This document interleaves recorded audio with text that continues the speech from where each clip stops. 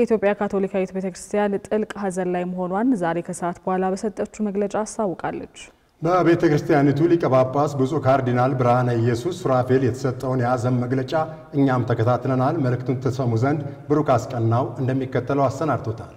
ዛሬ እኛ የኢትዮጵያ ካቶሊካውያን እጅግ አሳዛኝ የሆነውን የቅዱስ አባታችንን የብፁዕ ወቅዱስ ርዕሰ ሊቃነ ጳጳሳት ፍራንቺስኮስን ከዚህ ዓለም ድካም ማረፍን ሰምተናል።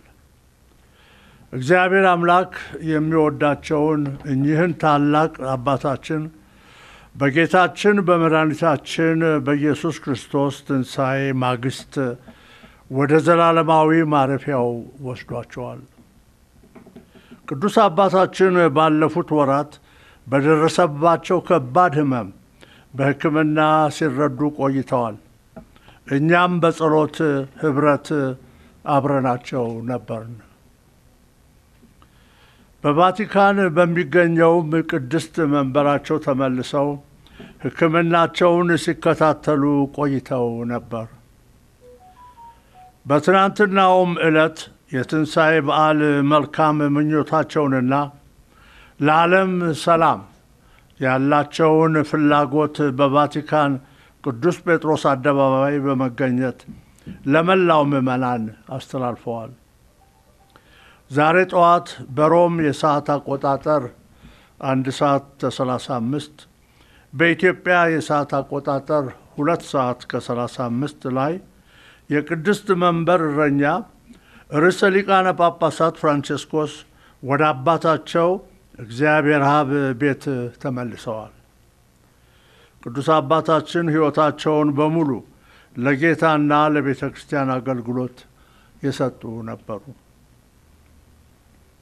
የጌታችን የመድኃኒታችን የኢየሱስ ክርስቶስ እውነተኛ ደቀ መዝሙር በመሆን ላሳዩት የሕይወት ምሳሌነት ታላቅ ምስጋና እየሰጠን የብፁዕ ወቅዱስ ርዕሰ ሊቃነ ጳጳሳት ፍራንቺስኮስ ነፍስ ለአንዱና ለቅድስት ሥላሴ ማለቂያ የሌለው መሐሪ ፍቅር ባደራ እንሰጣለን።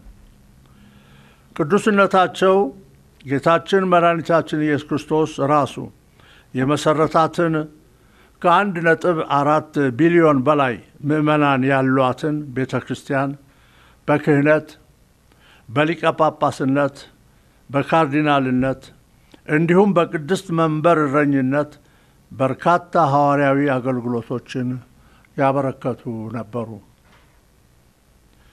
የኢትዮጵያ ካቶሊካዊት ቤተ ክርስቲያን የጳጳሳት ጉባኤ በድጋሚ የተሰማንን ጥልቅ ሐዘን እየገለጽን በቅዱስ አባታችን የሕመም ወቅት በጸሎት አብራችሁን ለነበራችሁ ካቶሊካውያንና በጎ ፍቃድ ያላችሁ ወገኖች ሁሉ እግዚአብሔር ይስጥልን እንላለን።